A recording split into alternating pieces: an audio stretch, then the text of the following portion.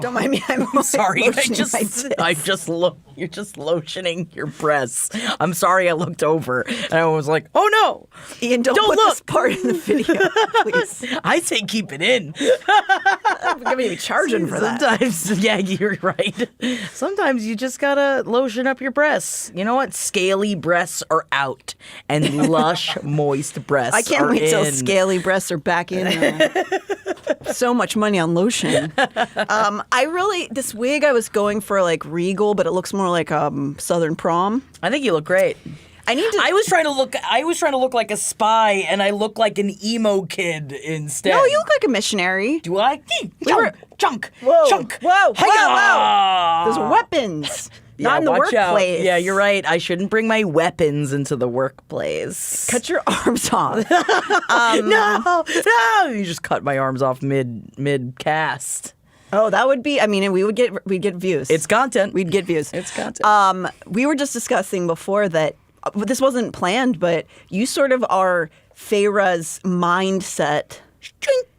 And I'm sort of Feyre's cover today in our fits and our facians. Yes. Well, because I was feeling, she's about to become an undercover spy. And again, I wanted to look more spy-like, but I just, I look very comfortable, though. You look super cute. What are you talking about? I'm very comfortable. You look very spooky and sexy. Thank you. It's all in the sleeve cutouts. Just so everyone, if you're not watching, I do have thumb cutouts, which is every millennial's dream. Oh, I loved it when I was 14, and I love it today. I was just talking about this, that I used to cut thumb holes in my hoodies and how much it would piss my mother off. And now as an adult, I understand, because if you're paying $80 for a hoodie, what, am I going to put holes in it? I mean... Do you do it now?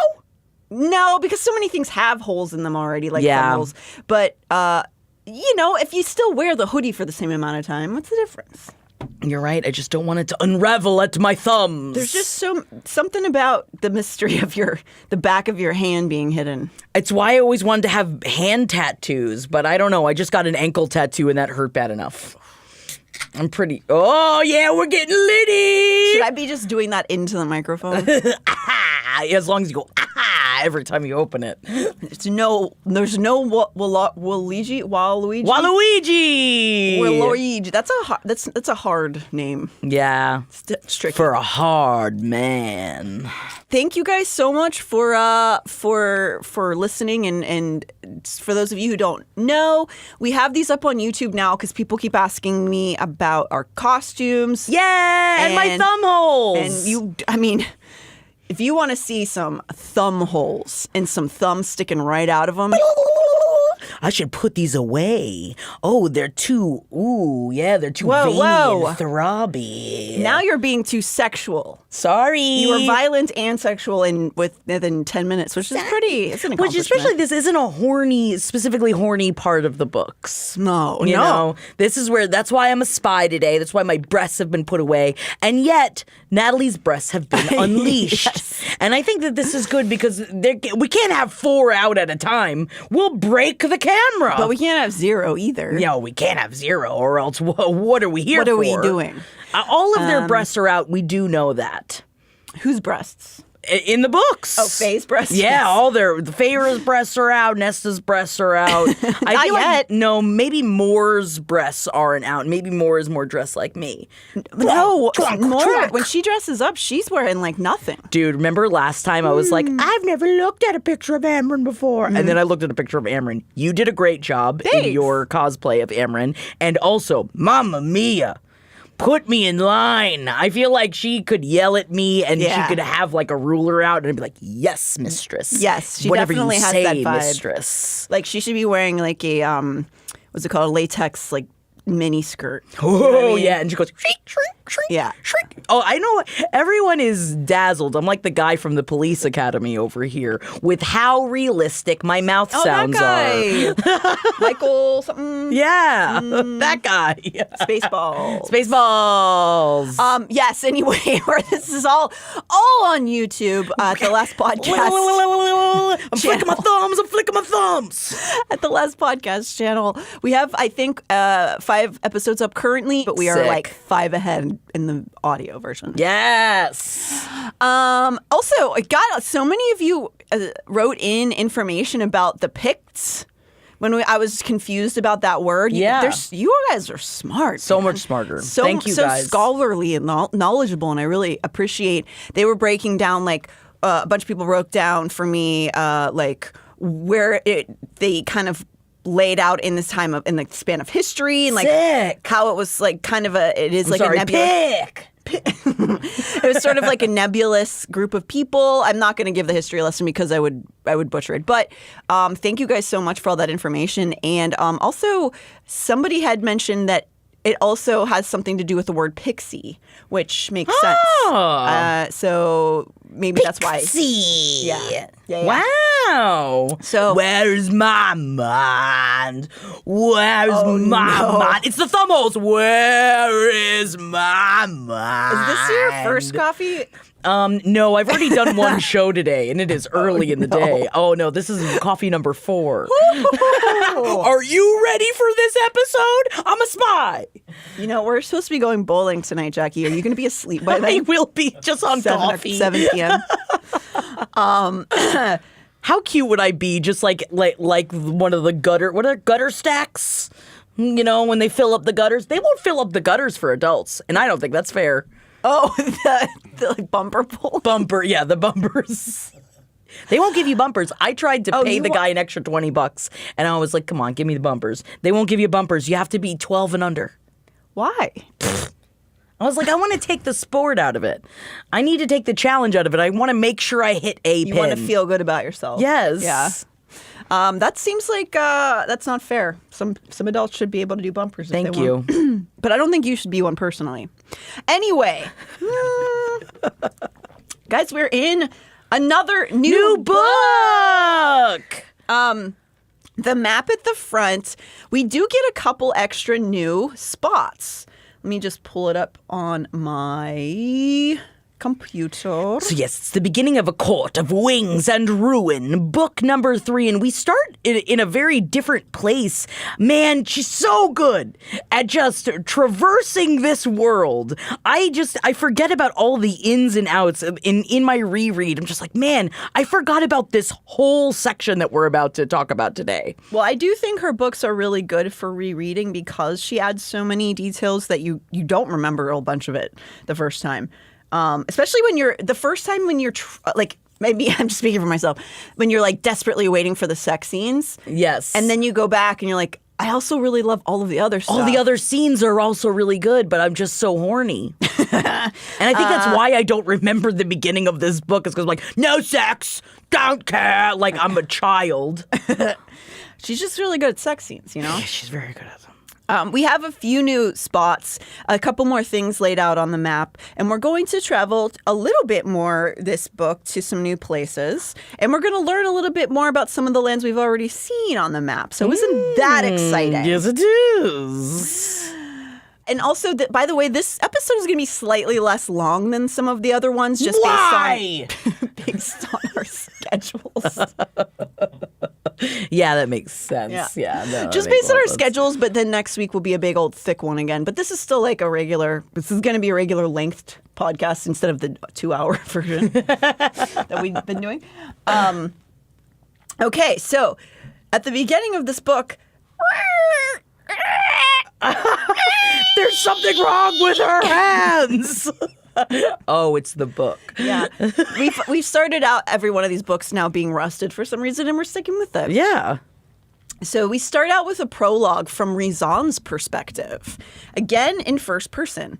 He is post-battle, and it is 2 years pre-wall. So we're getting a flashback.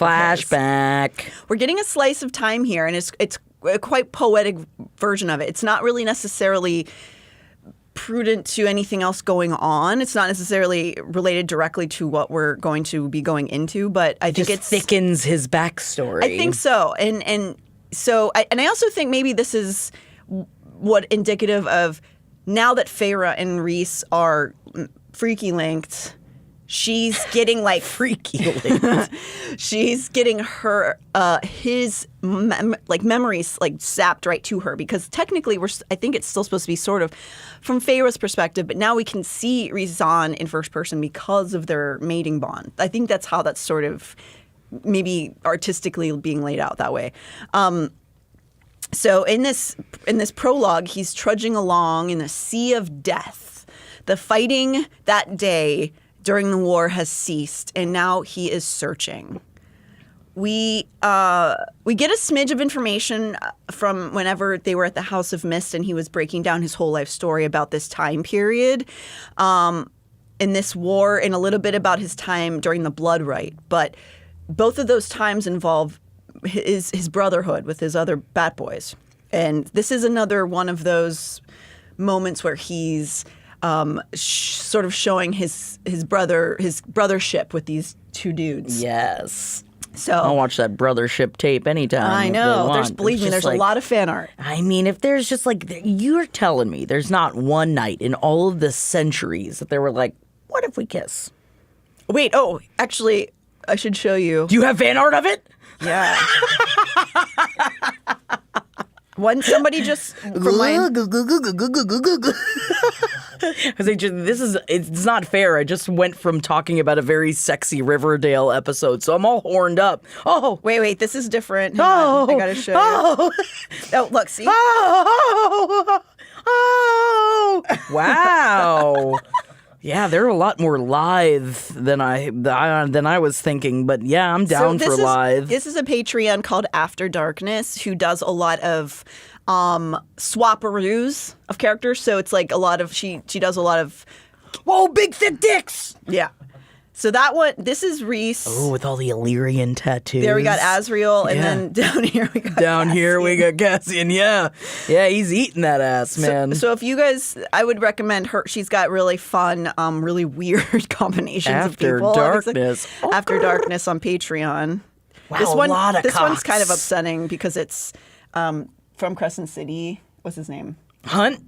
No, Mermaid. Oh, Rune. Oh, Thurian. But he's in mermaid form, and that's this weird fish dick.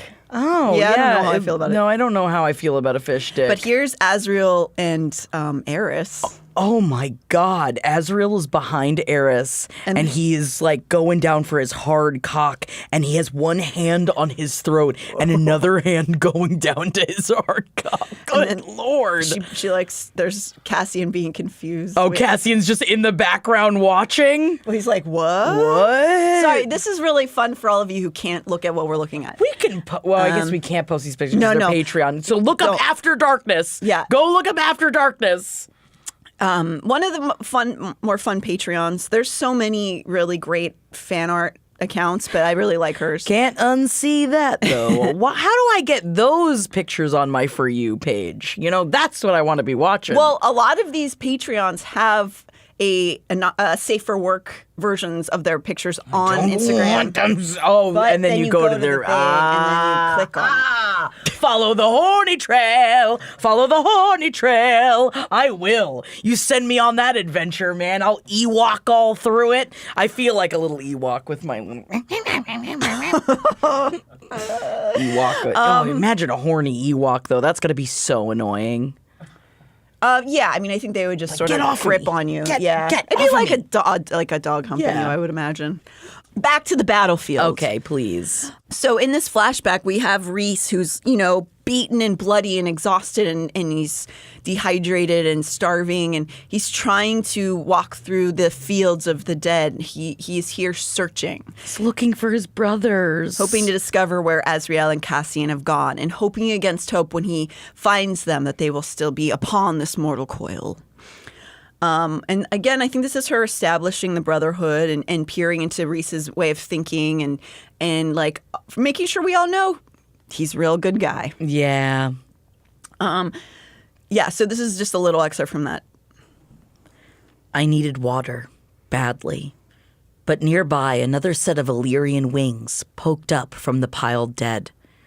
I stumbled and lurched toward it, letting my mind drift someplace dark and quiet, while I righted the twisted neck to peer at the face beneath the simple helm. not him. Whew. So yeah, it's just a very moving scene, and then we go right into part 1. Princess of Carrion. Uh-oh. Spring court, bitch. Yeah. I still haven't really figured out exactly why she's using this reference again here. Maybe we'll try to figure it out as we go through it. But this is, again, if we talked about this last episode, the Book of Breathings was calling her that, the mean part. Mm-hmm. And so now that's coming back. So maybe it's just referencing that she's kind of. She's picking upon what's already destroyed. Like, if you think about it, the spring court is already destroying itself from the way in. So she is there picking it apart at the very end, trying to get what meat out of it she can so that she can help save other people. I think that might be a good explanation. Good job, Jackie. Yeah, I don't know if you guys remember this, but yeah, I'm a bit of a literature theater double major, and that doesn't get you any jobs, but man, it makes you think about a vulture just pecking at Tamlin. Tamlin, you turncoat! Got you this job. It did get me this job. Yeah, I'm technically everything is doing. I mean, it's going fine. Yeah, I think that is a good explanation. I had briefly wondered if she was referencing Ianthe, but that yours makes much more sense. But it could be Ianthe too, because she's also getting in there and trying to peck. Like, there's multiple. It's Prince I. Prince I of Carriai. So, chapter 1, we return back to Feyre, first person. She is, as you'll recall, doing a bit of light espionage. And her thumbs are exposed. Her thumbs are, yep, they sure are. Except they're not, because she has a glamour on one of her arms. She does. Doesn't she? Yeah, she's got to hide that wedding bond. So on her right arm now, she has that tattoo, but they don't know that. She has it. Her magics are strong enough that she can just glamour it away. Go for. So... We come upon her in a manor room, painting a rose garden. She's back to painting, don't worry. She is back to painting. She's doing a study of roses outside of the window. Poetic and metaphorical. Oh, with the thorns. From the outside, she would appear to be a delicate, obedient little lady. Uh-oh, just like a Natalie, if you will. I'm just a little girl. I'm just a little baby girl. Spending her afternoons studying the arts while her big, strong man does his business. But internally, she's seething. Yeah, man. She's Jackie. That's what she's doing. She's always making that sound. So, like, they don't understand that part, but they're like, she's painting, so it's fine. Yeah. They're like, I'm sure it'll wear off. It'll wear off. So... we learn from the very first sentence of the chapter that she's disgusted by the pretty surroundings, the darknesses that they conceal. She thinks on how she's carefully crafting this mask that she's wearing, one that's not too happy, not overly gleeful, but is relieved and is slowly healing from the tortures of the night court. But rage sits beneath it. She hears the sound of Elaine sobbing in her head, and in her anger, she accidentally snaps the paintbrush she's holding into. But she's craftier than the Fae around her give her credit for. All but maybe Lucian. And she has cast out an alert system of magic all around the room she's in to indicate when anyone's near. I will also say this is when I started really falling for Lucian as well. This was like when it really started to turn, like this part of the books where I'm like, Lucian, I wasn't looking at you before, but now, okay. I'm seeing you in a new way. New way, okay. Yeah, because we actually learn a little bit more about him in this book, I think. So now every move that she is going to take on is a bit of a game of chess in this place. Rook. Yes, a rook. And that's the only thing I can think of. Castle. Yes. A knight. Yes. Pawn. But we are merely pawns, are we not? That's what. Not Feyre. No, not She's Feyre. She's a queen. And every action is one of purpose, lining up to a checkmate. Mm-hmm. Because she doesn't belong to this court. Not anymore. For a moment, I let myself see past the glamour that concealed the tattoo on my right hand and forearm, the markings of my true heart, my true title, High Lady of the Night Court. Half a thought had the broken paintbrush going up in flames. The fire did not burn me, even as it devoured wood and brush and paint. Yeah! The aforementioned snares around the room alert her to two people approaching the room in which she sits, and she gathers herself for her acting, for her portrayal that she will Putting do. on her mask. Her mask. Her mask. Mm-hmm. Wait, can I do the thing? Can you? Whoa! Oh, second time around maybe was a little bit. Yeah, you got it? Yeah. Whoa. Whoa. Whoa. That was good. That's a good one. Ooh, ew. I don't like your glassy stare. That was my concentration face. Oh, gotcha. I'm scared of you now.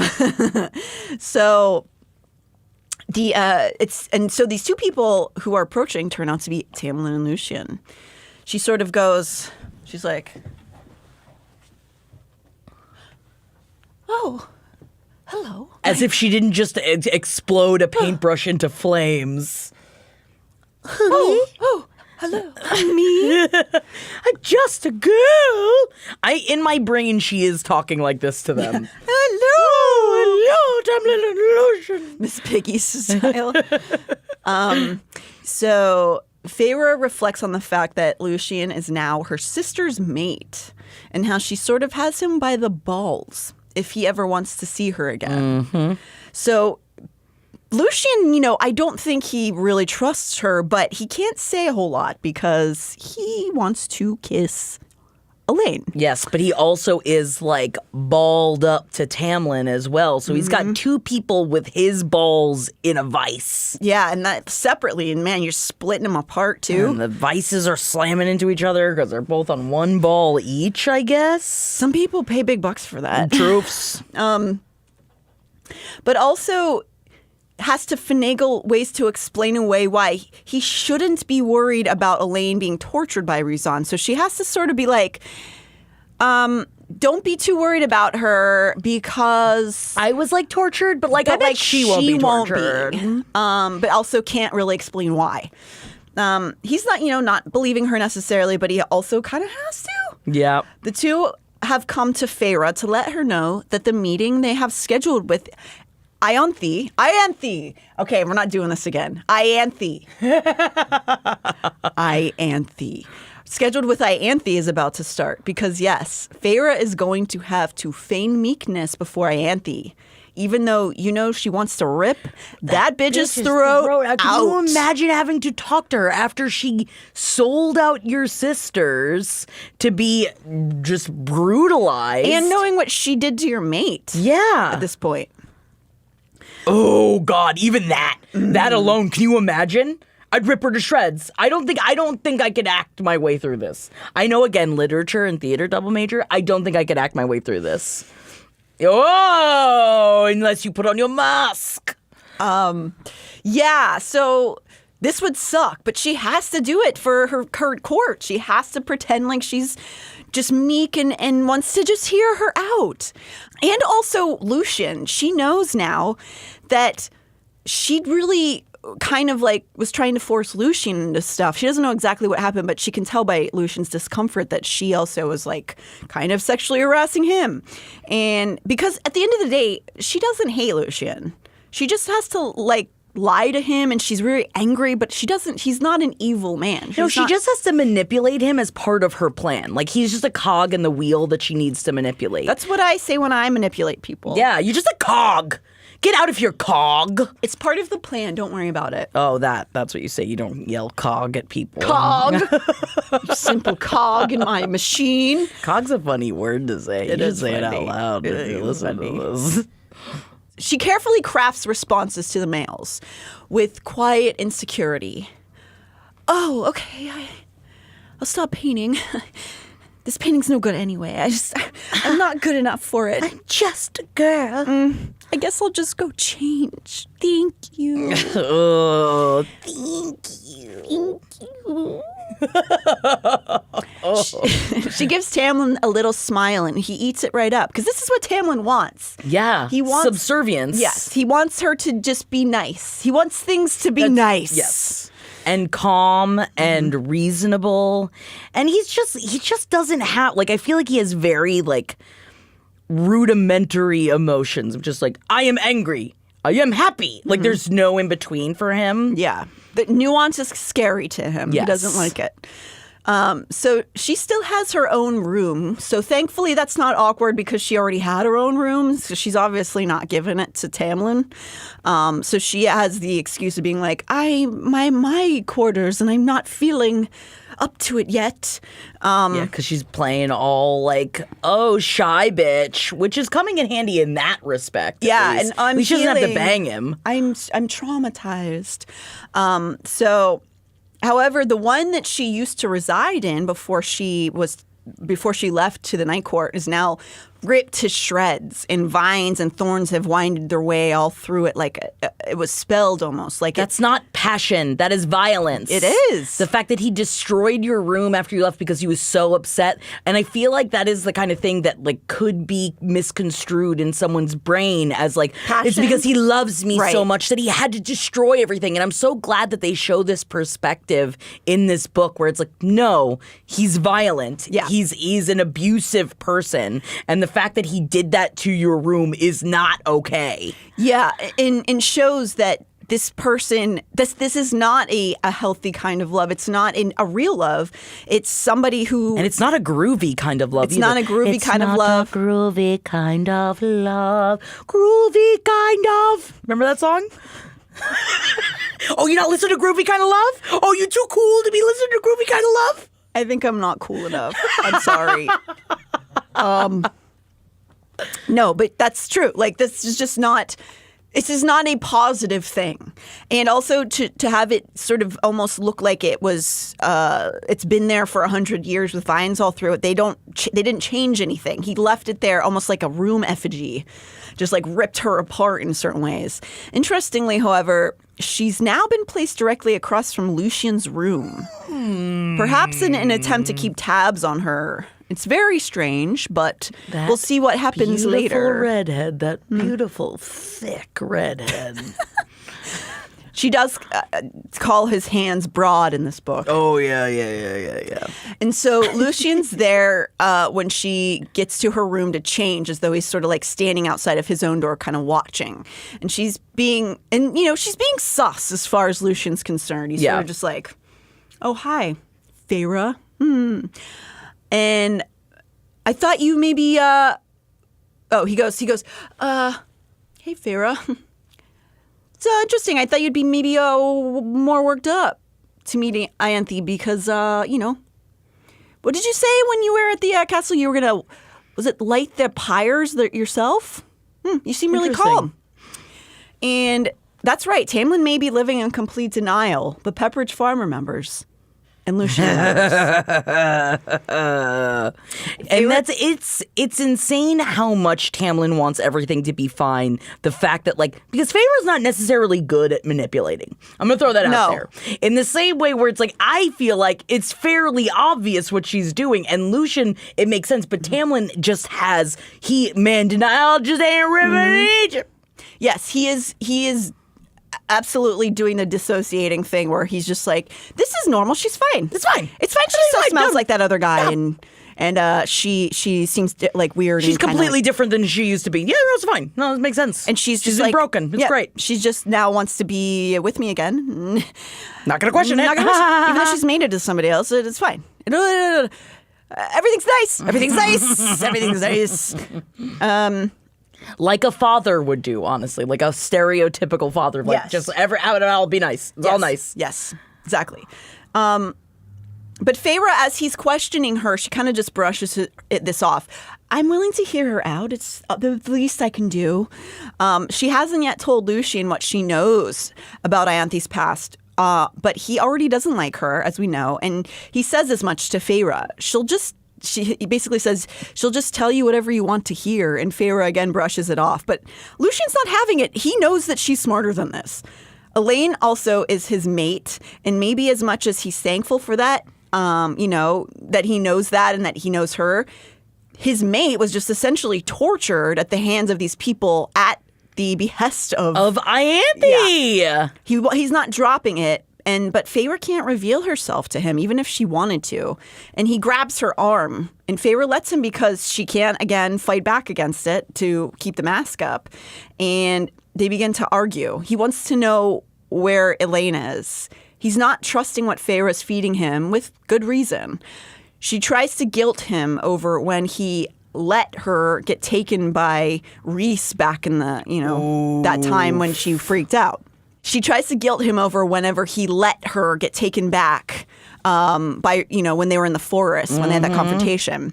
But he's so hyper fixated on his mate, he's not even balking or feeling bad about it. He needs to find Elaine.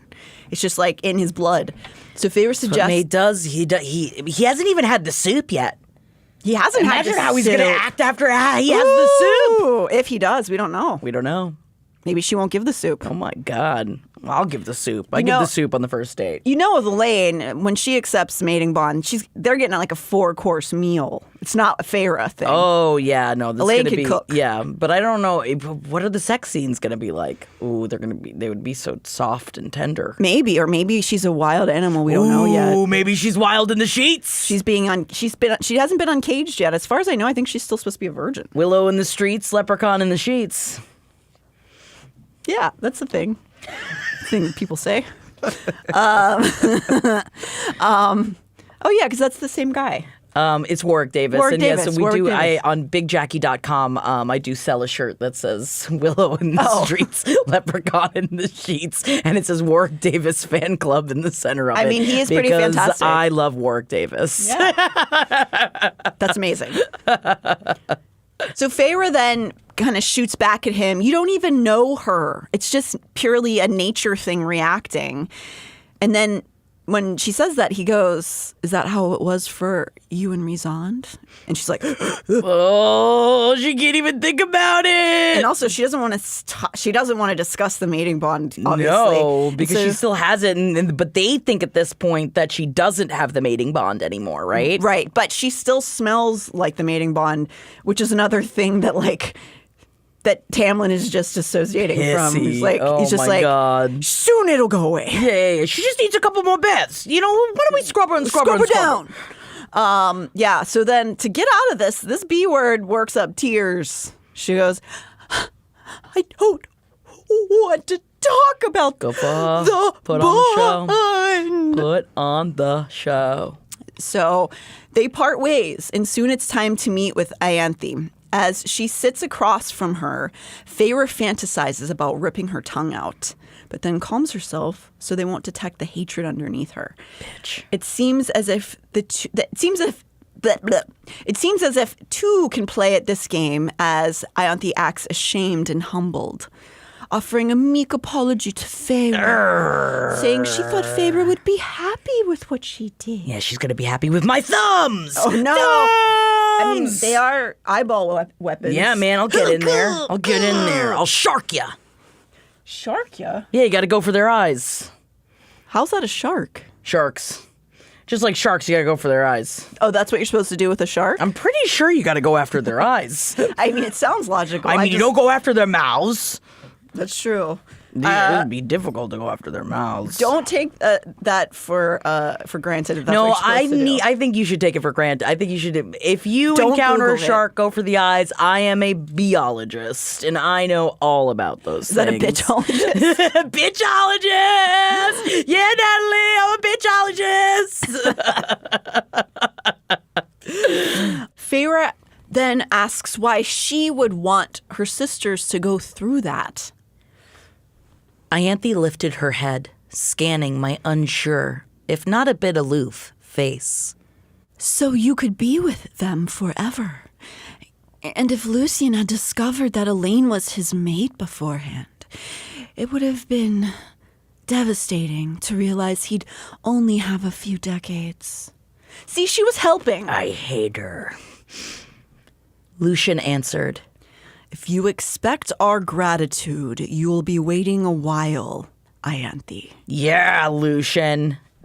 But it's clear that Tamlin wants to resolve this and not punish. He can't handle the drama. No. He's not a reality television watcher. I live for the drama. Let's let this bitch sit in her own pudding. And I'm talking about bad pudding. Like an actual literal bucket of pudding? Yeah, a bucket of pudding, but it was filled with glass. Whoa, and she's got to sit in that pudding. And very she's gonna, saw of you. Yeah, and her vagina lips are going to get all puffy with pudding. That's what she's going to have to suffer. And so no one better come at me or else you get pudding of glass on your pussy. I'm never going to cross you for sure. But yeah, so yeah, he wants things nice. He's like, let's just deal with this way. We just everybody say Talk sorry. it out and everything's fine. Like, what are you talking about? This is huge. Yeah. So, because she also went behind his back and kidnapped the sisters. He wasn't a part of that. Why doesn't he banish her? Like, I really don't get it. Get fucking rid of her. I think because she's like... Worm-tonguing? Yeah, she's worm-tonguing. So Ianthe's right there playing into it. Oh, no, I would never expect your forgiveness. Ooh. Don't ooh. That's what she's doing. I know she's totally doing that. And she would definitely be doing that when there's pudding made out of glass. So she's going to sit with her butt in it. She's still be ooh-ooing? Yeah, she's going to go ooh, ooh, as she sits in. I was like, keep sitting there. She then tries to play off like she only wanted what's best and was making peace with Hyburn because it's for the greater good, the safety of the people. Lucien counters that it's clear that Hyburn is not looking for peace. Yeah, they're using the spring court to go through. Like, what are you talking about? He halted, as if remembering that Ianthe might very well feed this back to the king. He loosened his grip on the chair, his long fingers flexing before settling on the arms again. We have to be careful. We will be, Tamlin promised. But we've already agreed to certain conditions, sacrifices. If we break apart now, even with Hyburn as our ally. Oh my God. Bowling alley. Even with Hyburn as our ally, we have to present a solid front together. So this is where they stand. Lucien is guarded and distrustful, and Tamlin going, la la la la, la la la, everything is fine, everything is okay. My bride she's not mated anymore, and she's gonna smile and I'm gonna have sex again. And you know that she's fine because she's painting, because she's painting. So Feyre broaches a true concern of hers in this meeting. How does he plan on protecting his people from Hyburn after all they suffered at the hands of Amarantha? Don't worry, he's got it covered. The king promised he wouldn't hurt them. Oh, great. Okay. Take his word for it. Sure. Okay, cool, great, perfect. Thank you for covering that. He essentially sold his people's lives to reclaim a woman who said she was not interested in him. A clue, bro. Ugh. And now knows she's mated to somebody else. And he still wants her. She don't want you. What? Can you imagine? I would never, even just the slightest hint of rejection, I'm gone. From anybody. I'm just like, oh, you don't like me? That's okay. I'll leave. I'm such a people pleaser that I'd immediately be like, oh, okay, no, you never have to see me ever again. I understand. I also don't want to be around somebody who doesn't want to be around me. Who doesn't want to kiss you? Why would you want to kiss someone that doesn't want to kiss you? I don't know. And again, I think this is really important to point out in these books that going after somebody when they don't want you is not romantic. No. Which I think that is a lot of times portrayed in media and also just especially in smut, especially the old smut that we used to have, the olden days smut. But now smut is different. Thank God. It was way more no means yes, even recent time, even now somewhat. And this is the reality of it is that if she has autonomy and she wants more than just being like, well, I guess he really likes me. That's what women were supposed to expect. Oh, well, he really likes me, so I guess I should must stay. like him. And she doesn't. And that's not romance. No. But Feyre can't scream these things out, no. Not when Tamlin gives her the next news. The Hyburn delegation led by Jurian will be arriving tomorrow. Oh my God. Old Mr. Eyeball is on his way. Man, it just like happened so fast too. King of Hyburn is not wasting any time. No. He's immediately jumping on it. Yeah, he's got to. But Feyre thinks it's at least something that Tamlin has stayed true to. But then Feyre reflects on how at least something Tamlin stayed true to is that he's keeping his word about letting her be a part of all the planning. Except now it's to his own detriment. Should have let her in the first place. So the next morning, Feyre sends whatever intel she can down the mating bond to Rhys. She can't use the bond lest she raise some kind of Old Bay scented mating smell. Yeah, man, soup it up. But she let him know she's okay, and she can't help but ask if her sisters are alive and uninjured. I didn't remember the bond between us being so hard to hear. Even when I dwelled on this estate and he'd used it to see if I was still breathing, to make sure my despair hadn't swallowed me whole. But Rizan's response had come a minute later. I love you. They are alive. They are healing. Very good. Yeah. Whoa. I was like, is she here or is she far away? It's just the power of Natalie, everybody. Yeah, I'm a real artist. That's all that they can muster between each other and also risk between each other. It sends Feyre to tears, which she hides with a wall of wind so no one will sense it. She's not really sure how much a Fae can sense mating bonds being used, but she can't risk it. Even though she still smells like Rhys, Tamlin again is like, this is fine. This is fine. This is fine. But she is able to keep herself pretty distracted as Jurian arrives that day. Can you imagine if your partner, or I shouldn't say mate, if your partner smelled like somebody else? Like, I don't think I'd be like, I don't know, man. I don't think this is going to work. I think that you got to go be with the person you smell like. I want you to smell like you. Yeah, I mean, it would be alarming as humans why that was happening. I would assume that they were cheating. Yeah. And then I'd start looking for lipstick on the collars.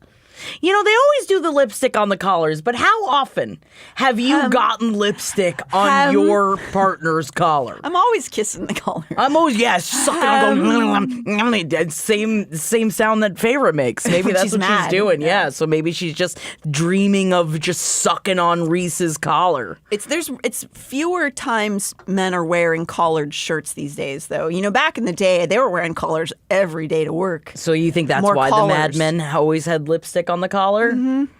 And just going, ah! This is me flailing my lips. They're just getting thrown around. Yeah. I mean, yeah. I was trying to get lipstick on your collar. Please don't. This is very light pink. Henry would be very confused if that happened. Lipstick on it? I bet he'd be excited at first. Well, then he'd be like, oh, my sister. Cool. Oh, cool. I don't know why I imagine Jurian as pretty hot, but I do. Yes. Here's what Yes. the ACOTAR wiki has listed as his image, Jackie. It's the I can't read. Jurian's definitely hot in my brain. So the artist whose images are used on ACOTAR wiki are mostly the same guy. I believe, or maybe it's a lady. I can't read the name really. I think it's Spanish. In my brain, Totleze Sal? he looks like Javier Bardem, like young Javier Bardem. I could see that. That's what I vision. I think maybe it's something about he'd have to have like pretty BDE to go up against the Fae during the war. Oh, you know what I mean? for sure. And he was supposed to have been like a noble guy before all this stuff with Clythia went down. So I just always imagined him as really hot. Yeah, dude. So Jurian has arrived to the Spring Court, and he's winnowed in with two other Fae who we haven't met yet. High Fae in appearance, their skin the same ruddy hue and hair the identical inky black as their king. But it was their vacant, unfeeling faces that snagged the eye, a lack of emotion honed from millennia of cruelty. May I present their highnesses, Prince Dagden and Princess Branach, nephew and niece to the King of Hyburn. Ugh. More Nepo-Faebies. Nepo-Faebies! But also in my brain, they're ugly, but I know that they have to be hot. No, because he does describe them as beautiful, Yeah. but like just like Amaranth, like hollowed out and like just evil, cold. beautiful, yeah. I liked the images that they have on the ACOTAR wiki of them. Yeah. And the twins. Not twin speak. Having to deal with twin speak. I always wanted to be a twin, so I always wish that I had twin speak. I always wanted a twin. Oh my God. But then I talk to friends who have twin speak and they're just like, yeah, it's annoying sometimes. I bet. You really can't like get away from it. No. And Feyre is miffed that she has to deal with these people, but she prevents it from manifesting in her magics so that they're not alerted. When Tamlin offers to take the twins to the rooms that they've prepared for them, Princess Branach says, "My brother and I shall reside in one together." Ugh. The princess said. Her voice was deceptively light, almost girlish. The utter lack of feeling. The utter authority was anything but. We have some Phaetians here. Yes. Princess Branach surveyed me. The rose-colored dress, the hair that Alice had curled and braided over the top of my head in a coronet, the pale pink pearls at my ears. Don't look too close at my ears because they're really poorly put on. But I have them. These are your mother's earrings. Oh my God, they're my mother's earrings. So this is all according to plan. So Feyre is dressed in this manner to give an illusion. Baby girl manner is what you're saying, yes. Yes, the most childlike, precious, innocent color pairings and flowers and, oh, hello. The twins seem amused by her, so perhaps it's worked on them. Tamlin growls at them for staring at her for too long, and Jorian quips, "They're curious. It's not every century that the contested possession of a female launches a war, especially a female with such talents." And I know that he's not talking about like beach Blowjobs. talents, but it really sounds like beach talents. Wow, how would he fucking know? I mean, you know, he's got the eyeball. He had to watch so much sex. That's true. So much sex with Amarantha and so much like upsetting sex. Yeah. That like can you imagine his brain, dude? Not good. Nah. But this quote, it sounds to me like a subtle nod to the Helen of Troy myth, Helen being the object of the desire between Menelaus of Sparta and Paris of Troy, which supposedly launched the Trojan War when the latter was said to have run off with Helen. Interestingly, depending on the telling and iteration of that, and she really likes Greek and Roman mythology, so I don't know if that was actually a nod to it, but it sounds like it because as it's told, Paris and Helen is told as both a lovers running and a tryst running off, and sometimes it's told as Paris kidnapping her. Whoa. Which is also, we can see that paralleled with Tamlin and Feyre, because is she running off with Tamlin or did he steal her? Ooh, yes. It depends on your perspective. Of course, the reality is Feyre did not want to be taken, but many from viewing from the outside would tell this tale otherwise. Yes. So, ooh, good comparison, Natalie. You're giving me literary chills. oh my God, that's means a lot coming from you. I mean, I don't know if you remember. Anyway, Feyre will keep her mask on, but still can't help but take jabs at Jurian. She just can't help herself. Who says maybe he would have kept Clythia if he had gone to war for her. Ooh, burn. Ooh. Jurian halted at the top of the stairs, his face a mask of cruel death as I took the last steps to him. Careful what you say, girl. I smiled, breezing past. Or what? You'll throw me in the cauldron? Damn! Thumbs are out, bitches! She goes on to say, don't threaten me in my own home. Which is pointed, not for Jorian, but for Tamlin. That's my problem, is that I feel like I could feel his dick getting hard at her saying my own home. Yeah, my home. And he's like, yes, she does think it's her home. It's not. It's all a lie, Tamlin. It does seem to please him, though, as he does that thing that they used to do in movies to her cheek. Thank you for not doing it to me, because I would go, hi. Oh, I know what Touch those. my cheek. I know what those thumbs are doing. Yeah, man. Right in the eyes, old Sharkos. But yeah, that weird like baby-like thing. It is such a weird gesture when a guy like strokes a woman's cheek with his fucking I don't know knuckle. if anyone's ever done that to me before. You see it in like old-fashioned movies and stuff all the time.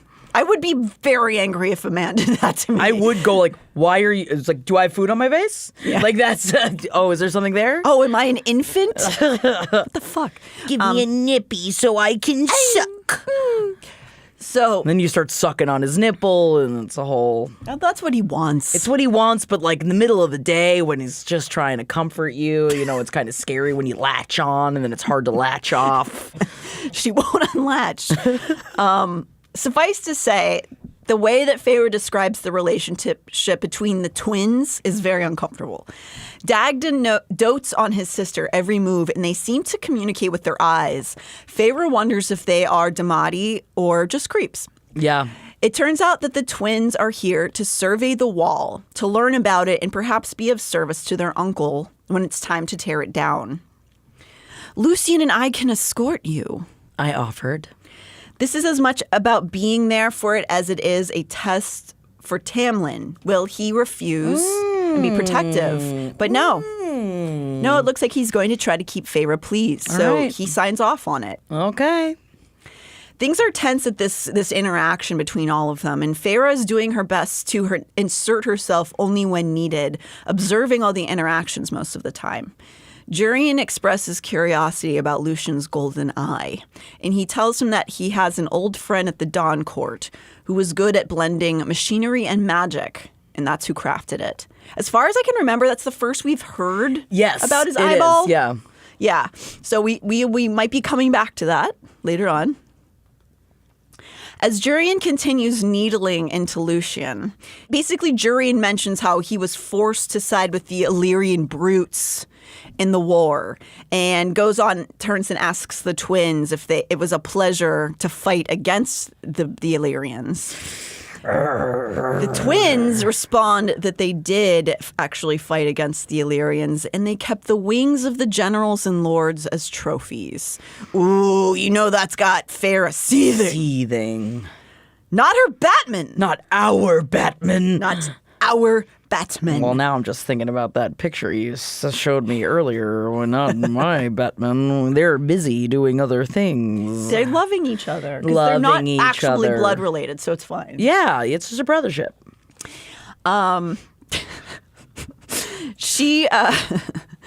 Then she goes on to remember that Tamlin's father had kept the wings of Rizan's mother and sister after he had murdered them. Ugh. She hopes to find them in the Spring Court and take them back, but so far she's never seen them. Jurian tries to pry information about Clythia from Feyre, but she just tells him that she was told that she was dead and mocks him for obsessing over an old girlfriend. His eyes gleamed, bright with 5 centuries of madness, as he skewered a morsel of meat with his fork. They say you were fucking Rizan before you ever jilted your own lover. And ooh, man, was triggering, man. I do not miss the days of being single when people always felt entitled to make up stories about who you're having sex with. Oh my God, and spread the goss too. When you're like, hey, not your goss. Let's keep it high and tight, will ya? It's so annoying. Yes. And man, little gets me as angry as someone spreading sex rumors or even discussing like a private love life. Yes. As if they're owed it or they're a part of it. I'm certain that I've been taken part in it before, but it's so gross. Mm-hmm. Ugh, I hate that. But then again, that's exactly what Jurian's trying to do. Because Feyre realizes in that moment that he is trying to rile her and Tamlin up as a distraction. A distraction so that the twins, who are in fact Damati, creepy, can try to weasel their way into the Spring Court's minds. Feyre has guarded herself thanks to all of Rhys's training, but apparently Tamlin and Lucien are not doing so. Feyre sends her feelers out and finds their, quote, oily tendrils reaching towards the Fey males. She clamps down at these twins' tendrils, and the twins recoil, as though they've been, like, sort of chomped at. Like if you tried to touch my cheek. Yeah. What's wrong? Tamlin asked, and I realized how quiet it had become. I made a good show of furrowing my brow in confusion. Nothing. I offered a sweet smile to the two royals. Their highnesses must be tired after such a long journey. And for good measure, I lunged for their own minds, finding a wall of white bone. Bones. It sounds like what Tamlin's got in his pants after she's talking about it being her own. White bone. Wall of white bone. White bone. The next day, Feyre, Lucian, and some sentries ride out to the wall with the Hibernians. Hibernians? Hibernians? Yeah. Feyre feels unease at the wall's massive power. The twins ponder over how the already present holes appeared in the wall. And apparently nobody knows, or at least isn't saying, that like those sort of just appeared over the centuries and no one knows who did it. It turns out that they have returned to the hole that Tamlin actually brought Feyre through the first time.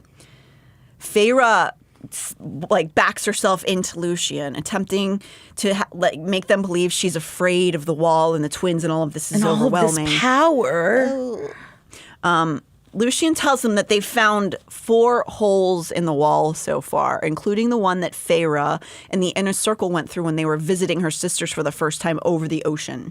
Man, how do they keep track? Do they drop a pin? I guess. Do they drop a pin? They don't have phones.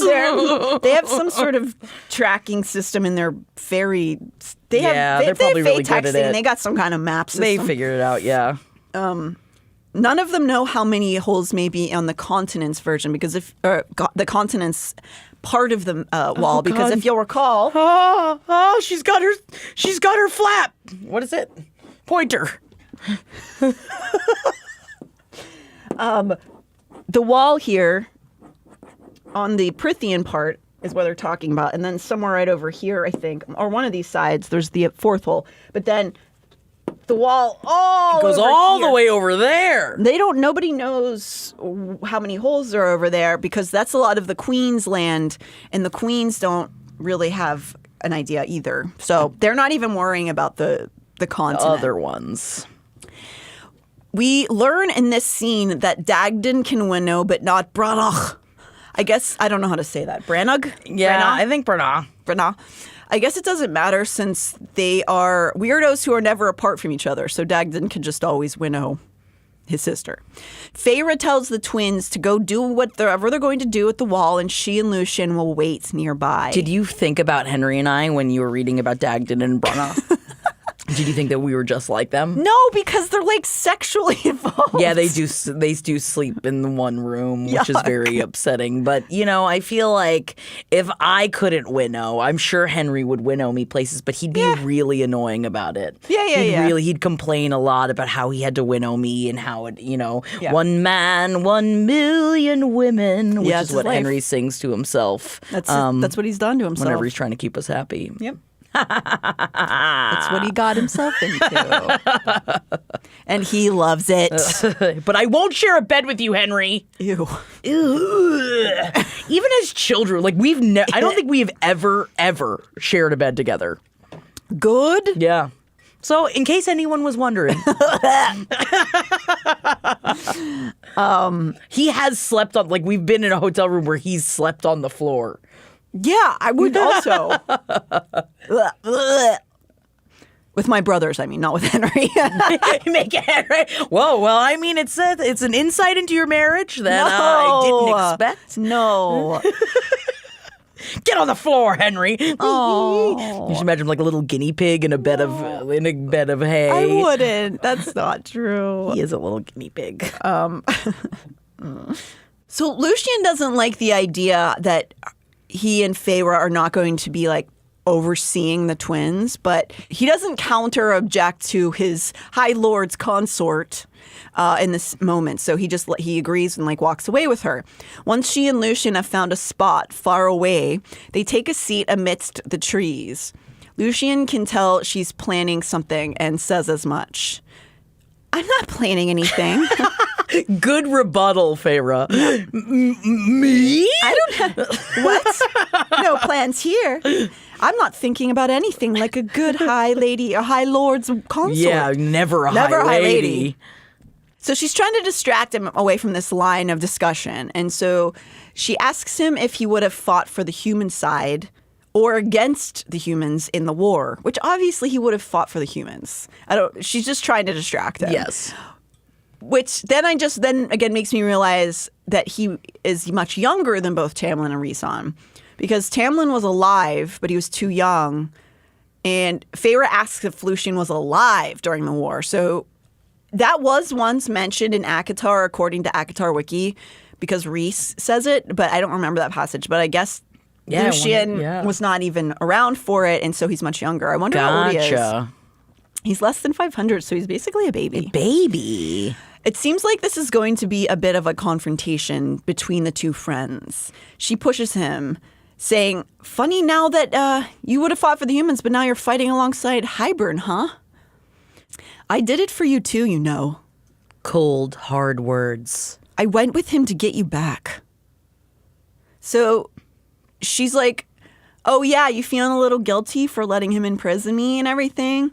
He doesn't really respond to that, instead saying that the day she was taken, that he found her melted engagement ring and threw it away before Tamlin saw it. Ooh. Almost as if he's questioning her about it.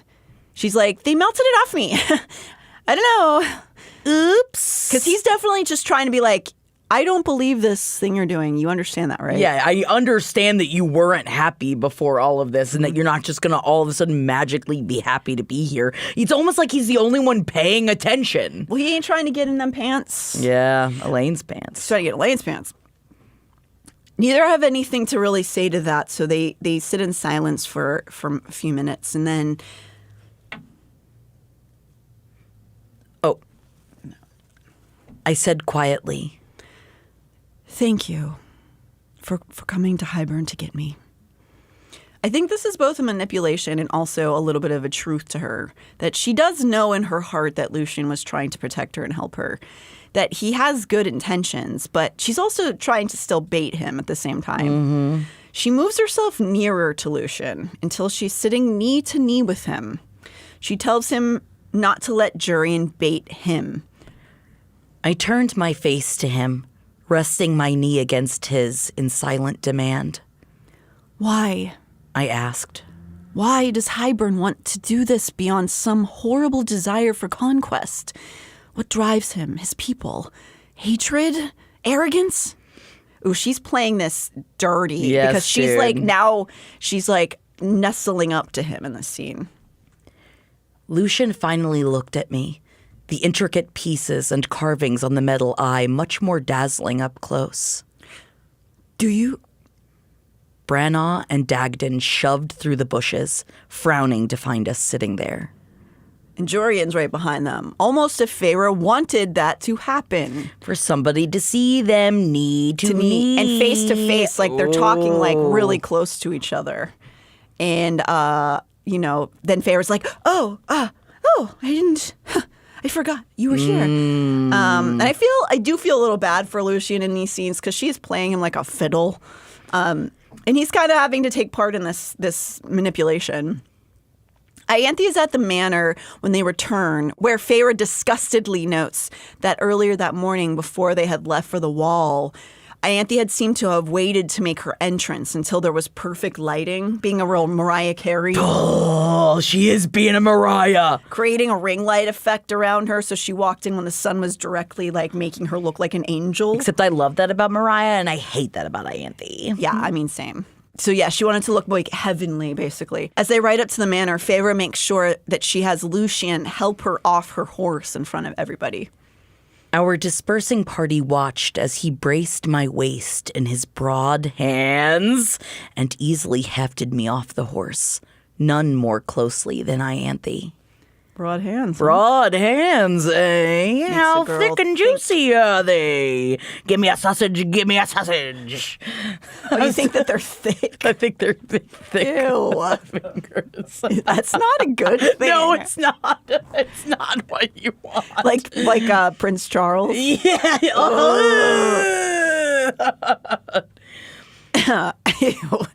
Ianthe seems to be disliked by pretty much everyone at this, in this commune, except Tamlin, who still seems to be too determined to have things be nice to notice how insufferable she is. Jorian sneers at her, and the twins don't hide their boredom as she tries to flatter them. Feyre wonders then if the twins only enjoy each other's company, quote, in whatever unholy capacity. Ew. Regardless, Ianthe informs them all that the spring court is to have a party coinciding with the summer solstice in a few days, and asks Feyre to join her to discuss it. Back to party planning. It's a full-time job. That's what she likes. So she agrees to meet with Ianthe, but leaves with Lucien first to change. As they walk away, she can feel Lucien's discomfort with interacting with Ianthe.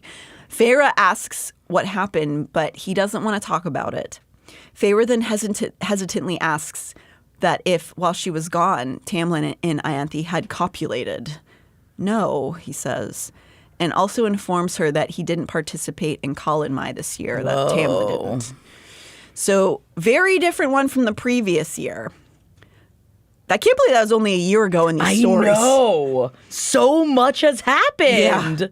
Yeah. So Lucien was forced to go and do the ritual in Tamlin's stead. Feyre had not thought of Colin-Mai this year. No wonder I'd forgotten. I'd been in that cabin in the mountains with Rhys buried in me. Perhaps we'd generated our own magic that night. I'm sorry. Did you say it? Yes, I love saying it. Yeah, he was buried in her like a couple of bones. He has 2 dicks. Yeah, oh my God. I don't even know what she would do if he had 2 dicks. Be tired. Whew. Then, after that, realization dawns on her. But Lucien... You took Ianthe into the cave on Colin-Mai.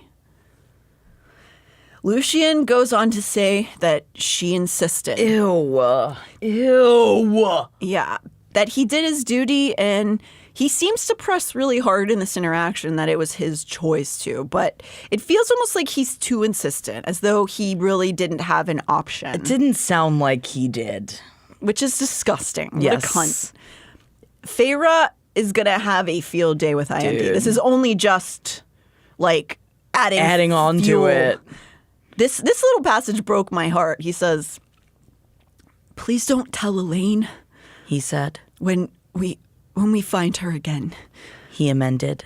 As though he's done something wrong. It wasn't his fault. And it's so heart-wrenching because it's like he wants so badly to be a good enough man for her. And then it's just like, man, he was assaulted, basically. Yes. And please don't tell her. Oh, Lucien. See, and this is why I'm falling in love with him. I don't get it.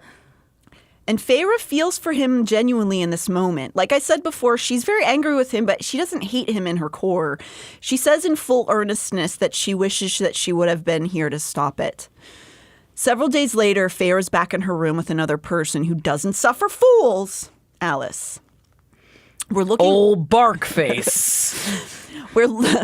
They're looking at Feyre's wardrobe, deciding which outfit she's going to wear for the solstice party. Alice makes a pointed comment that none of her old dresses will fit her since she's filled out now. Ooh. Not like when she was there after Under the Mountain. Yeah, when she was just skinning bones and puking all night every night. Yeah, you know, when she was barfing every night and being ignored. She was brutally traumatized and no one wanted to talk to her about it. Now, despite supposedly living in terror in the Night Court, Feyre's curvy, is healthy looking, has color in her face. They have a stare off with each other because Alice is like she's suggesting things with her statement. Feyre tries to keep her facade up. Well, maybe I could just wear one of the other ones, but I have worn them thrice already. And Alice is like, yeah, you never cared about which dresses you wore before. She is sniffing this out. Yeah. And Feyre says, again, not great at manipulation, maybe I just changed my mind. And then Alice basically goes, you could wear this.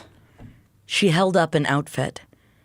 A set of turquoise night court clothes, cut so similarly to Amren's preferred fashion, dangled from her spindly fingers. My heart lurched. She's not buying Feyre's Nah, bullshit. dude. But why? Feyre feigns disgust at seeing the outfit. I was there that day, you know. Alice said, folding her spindly arms. Again with the spindly, really throwing daggers at old Barkface. Well, I think they're supposed to look like tree limbs, maybe. Oh, okay. That's what my guess That is. makes more sense. Folding her spindly arms across her chest. I saw the Morrigan arrive, saw her reach into that cocoon of power and pick you up like a child. I begged her to take you out. Gulp. Whoa. Uh-oh, Feyre's got to really try to make some kind of excuse here. She goes on to tell Feyre that she never told anyone that she'd begged Mor to take her away. She says that there is a lot of talk amongst the different servants and that the ones under the mountain never saw Rizan act cruelly toward those who had no power. Feyre tries to deflect, but Alice laughs and says that Feyre came back right, not wrong. She's got an ally. Old spindly bitch over here. Old Uggo. Crater face bitch. No, she's barky. She's As a tree, she's beautiful, I'm sure. I mean, I love bark on a tree, so maybe I'd love bark on a bitch. Yeah, that's not your sexual preference. You're right. Feyre is rattled by all of this confrontation, but doesn't respond. Then Alice says, my cousin works in the palace at Adriata. Because if you'll recall, Alice is not originally from the Spring Court. She was given shelter there during Amarantha's reign, but her true allegiance is to the Summer Court. Her family would have seen Feyre there on their meeting, healthy and laughing, and not terrified or tortured. Alice then pulls out a white dress and tells Feyre that she should wear it to the solstice. Seems to have some understanding of what Feyre is trying to do here and doesn't wish to affect it. Bum, bum, bum. And that's what we're going to see today. Well, because, like, it goes off like a shot. This is enough. So much happens. I know. In such a short amount of time. So much. So, yeah, this was a little bit of a smaller chunk, but we will be doing a big old thick next week. Yeah. Like broad hands thick. But not sausagey. Oh, okay. All right. This is just like Vienna sausagey. No sausage. No kind of sausage. None sausages. All right, fine. Yeah, and now we're in 3. We're diving in to ACOTAR. Yeah, ACOTAR. ACOTAR. Thank you guys so much for joining us this week. I'm feeling it, and I'm ready to get spiced. You wait until I'm not going to say anything. No, you can't. I'm not going to say anything. Tune in to see whose breasts are out next week. I bet it's going to be mine.